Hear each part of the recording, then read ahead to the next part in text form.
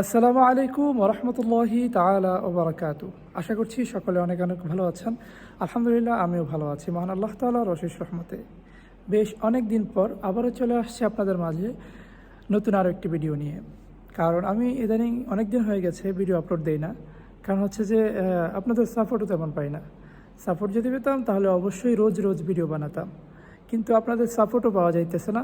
তার কারণে ভাবলাম ভিডিও করা ছেড়ে দিই। ভিডিও ভালো লাগে না আসলে।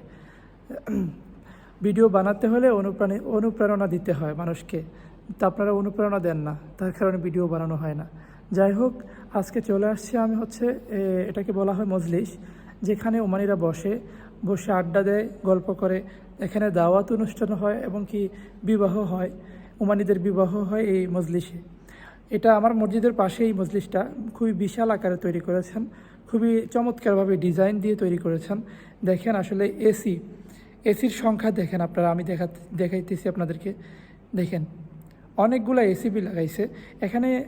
ফির যে ফরশ বলে যেটাকে ফরশও লাগাইছে, এবং কি যে বসার সিটগুলা দেখতে পারবেন আপনারা।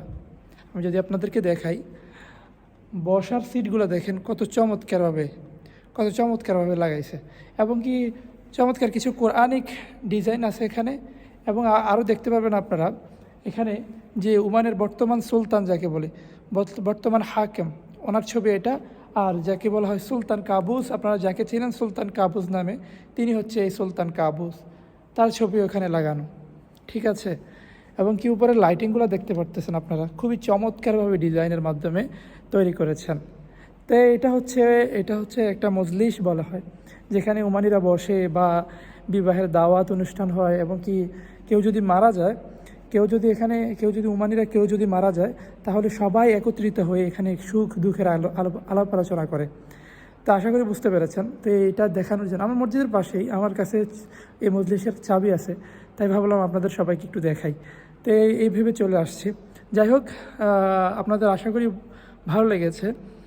যদি ভালো লেগে থাকে অবশ্যই আমার এই পেজটিকে ফলো করে এবং কি আমার চ্যানেলটিকে সাবস্ক্রাইব করে আমার সাথে থাকবেন ইনশাআল্লাহ।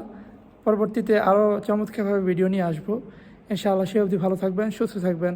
আসসালামু আলাইকুম ওয়া রাহমাতুল্লাহি ওয়া বারাকাতুহু।